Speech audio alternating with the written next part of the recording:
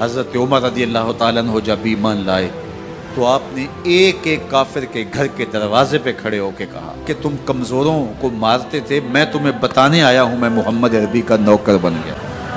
بلکہ آپ نے اعلان کیا جس نے اپنی بیوی کو بیوہ اور بچوں کو یتیم کروانا ہو اور اپنے ماں باپ کی کمر کو جھکانا ہو وہ عمر کے مقابلے میں آئے۔ اللہ اکبر۔ زنیرہ نامی ایک خاتون تھی، بہت کمزور، راوی کہتا ہے کہ اس کی ہڈیوں میں گودا نہیں تھا، عشق رسول تھا، اور اس کا ظالم آقا اس کو مارتا ہے، اور جب مار مار کے تھک جاتا ہے ادھر سے عمر آ رہے ہیں، یہ اسلام لانے کی پہلے کی کہانی ہے، ادھر سے عمر آ رہے ہیں تو اس نے کہا عمر تم جوان آدمی ہو تو یہ چھوڑتی نہیں ہے اپنے نبی کا نام، ذرا تم آؤ۔ عمر کوڑا پکڑ لیتے اسے مارتے مارتے مارتے تھک جاتے ہیں تو پانی پینے لگتے ہیں، تو کہتے ہیں مجھے تیرے پہ ترس نہیں آیا لیکن میں ذرا پانی پینے لگا ہوں، اور پھر گلے کے اندر ڈال کر کے کوڑا اور اس کی رسی کو پل دیتے ہیں اور اس کی آنکھیں باہر نکل آتی ہیں اور کہتے ہیں بلا اپنے نبی کو جو تیری آنکھوں کی بینائی واپس کرے۔ اللہ اکبر۔ تو اس نے آسمان کی طرف منہ کر کے کہا مالک میں کبھی بھی آنکھوں کی بینائی نہ مانگتی لیکن اب تیرے نبی کی عزت کا سوال ہے۔ آنکھوں کی بینائی واپس ہو جاتی ہے۔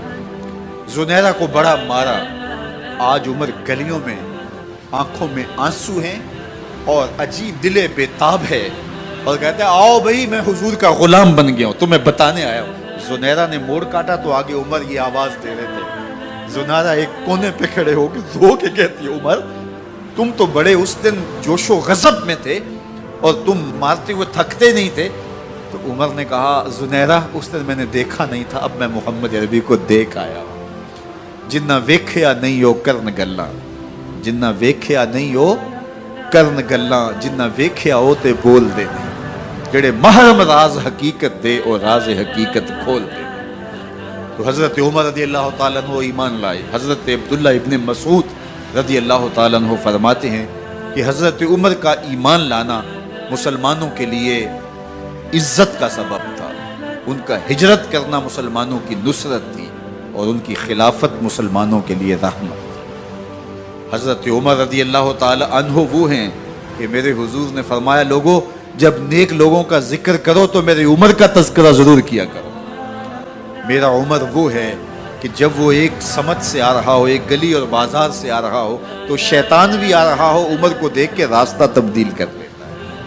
حضرت عمر رضی اللہ تعالی عنہ کی طبیعت کے اندر جو جاہ و جلال تھا، طبیعت کے اندر جو سختی تھی، وہ اسلام کے اندر آ کر بھی قائم رہی، اور آپ نے وہی سختی، وہی جاہ و جلال جو پہلے مسلمانوں کے خلاف تھا اب کفار کے خلاف، منافقین کے خلاف حضرت عمر کی طبیعت کے اندر وہ جوش و خروش بدستور موجود ہے۔ لیکن جس دن آپ خلیفہ بنے تو اس دن آپ نے ممبر پہ چڑھ کے جو خطبہ دیا اس میں کہا لوگوں میں سخت اس لیے تھا کہ رسول اللہ نرم تھے، پھر میں سخت اس لیے تھا کہ حضرت ابو بکر صدیق نرم تھے، اب میں تخت خلافت پہ بیٹھا ہوں، اب میری سختی جو ہے وہ نرمی میں تبدیل ہو گئی، صرف فاسقوں، فاجروں اور باغیوں کے لیے میں سخت ہوں، باقی تمہارے لیے نرم ہوں۔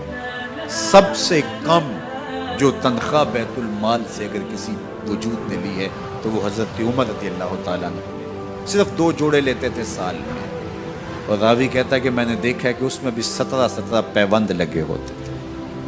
حضرت عمر رضی اللہ تعالیٰ عنہ کا طرز زندگی، آپ کا انداز معاشرت اور آپ کا انداز خلافت، ہر لمحہ آپ کی زندگی کا اٹھا کے دیکھیے کتنی مرتبہ قرآن حضرت عمر کی رائے کے مطابق نازل ہے۔ اللہ تعالیٰ جل شانہ نے ان کو صاحب الہام بنایا تھا۔ ہر امت میں کوئی صاحب الہام ہوتا ہے، حضور کی امت کا صاحب الہام حضرت عمر رضی اللہ تعالیٰ، اور آقا کریم نے انہیں اپنا وزیر قرار دیا۔ فرمایا میرے 2 وزیر آسمانوں میں ہیں، 2 وزیر زمینوں میں ہیں۔ آسمانوں کے وزیر جبرائیل اور میکائیل ہیں، اور زمین کے وزیر ابو بکر اور عمر رضی اللہ تعالی عنہما۔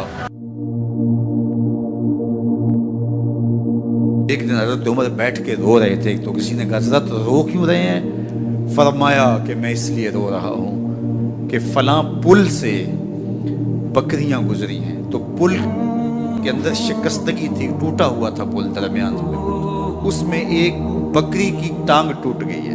تو میں ڈرتا ہوں کہ میرا رب یہ نہ پوچھے کہ عمر تو نے پل صحیح تعمیر نہیں کروائے تھے کہ ایک بکری کی ٹانگ کیوں ٹوٹی ہے۔ یہ ہیں حضرت عمر رضی اللہ تعالی عنہ۔ اللہ اکبر۔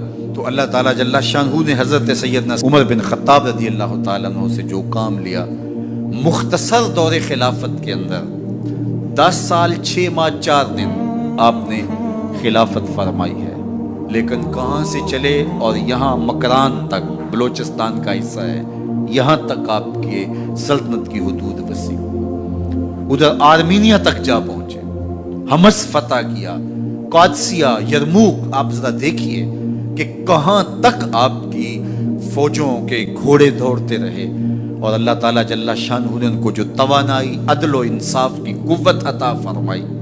اللہ اکبر۔ جب زمین پہ عدل کیا ہو تو زمین بھی حکم مانتی ہے، اور حضرت عمر وہ تھے جن کا حکم ہوائیں بھی مانتی تھی، زمین بھی مانتی تھی، جن کا حکم جو ہے وہ آگ بھی تسلیم کرتی تھی، اور دریا بھی ان کا حکم مانا کرتے تھے۔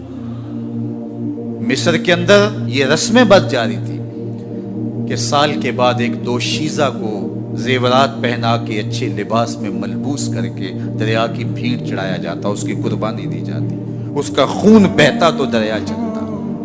جب مسلمانوں نے مصر فتح کیا تو گورنر نے لکھا کہ اسلام تو اس طرح کی رسوم کی اجازت نہیں دیتا، لیکن خشک سالی ہے، لوگوں کی فصلیں ویران پڑی ہے، تو حضرت کیا کیا جائے؟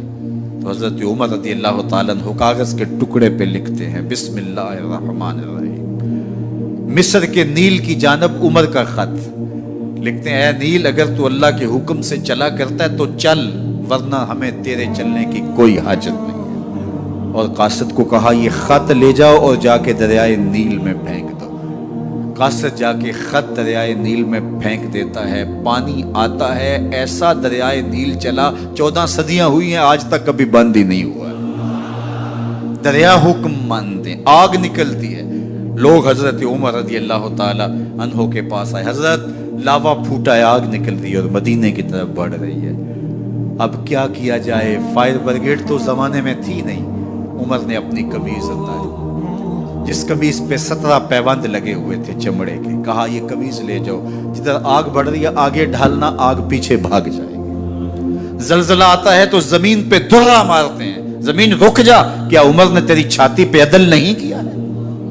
تو یہ عمر ہیں رضی اللہ تعالی عنہ کہ جن کے انصاف کی وجہ سے، جن کے عدل کی وجہ سے اللہ تعالیٰ کی رحمات، اس کی برکات کا نزول ہوتا تھا، اور اللہ تعالیٰ نے مسلمانوں کو وہ آبرومند حکومت دی۔ کائنات کی تاریخ کے اندر ایسی حکومت آپ نے نہیں دیکھی ہوگی جو حضرت عمر نے حکومت کی ہے۔ اللہ اکبر۔ فرمایا فرات کے کنارے پہ ایک کتا بھی پیاسا مر گیا تو اس کا حساب بھی عمر سے ہوگا۔ باہر سے سفیر آتا ہے اور آ کے پوچھتا ہے کہ میں امیر المومنین کے، مسلمانوں کے حکمران کے محل میں جانا ہے، تو وہ مسکرا کے کہتے ہیں ہمارے امیر کا تو کوئی محل نہیں ہے۔ کہا کہاں ہے تمہارا امیر؟ کہا مسجد نبوی میں ہوگا یا بیت المال کی اونٹوں کی دیکھ بھال میں لگا ہوگا۔ وہ جب گئے تو مسجد میں نہیں ہے، اللہ اکبر، وہاں گئے تو وہاں بھی نہیں ہے۔ پھر کیا دیکھتے ہیں کہ عمر رضی اللہ تعالی عنہ جنت البقیع کے پاس ایک درخت کے نیچے اینٹ کا سرانہ رکھ کے سوئے ہوئے، تو اس نے کہا عمر تو نے عدل کیا ہے، تجھے کچی اینٹ پہ بھی نیند آ گئی۔ ہمارے حکمرانوں نے انصاف نہیں کیا، اور وہ بند اور محفوظ کمروں کے اندر بھی سکون اور چین کی نہیں سو سکتے۔ حضرت سیدنا عمر رضی اللہ تعالیٰ عنہ نے اس طرح ان امور سلطنت نبھائے۔ آپ دن کو لوگوں کی دیکھ بھالی کرتے، لوگوں کی ضروریات سنتے سمجھتے، اور جب رات پڑتی لوگ سو جاتے، عمر مدینے کی گلیوں میں پہرا دیتے۔ کائنات نے کوئی ایسا بھی حکمران دیکھا ہوگا؟ اللہ اکبر۔ وہ مجاہد جو مختلف محاذات پہ گئے ہوئے ہوتے، ان کے گھروں کی دیکھ بھالی کرتے، ان کی ضروریات کا خیال رکھتے، ان کی آبرو کا پہرا دیتے۔ راتوں کی تنہائیوں کے اندر حضرت عمر اٹھتے اور جا کے گشت کرتے، چکر لگاتے، دیکھتے کوئی آنکھ پر نم نہ ہو، مفلسی کا کسی گھر میں ماتم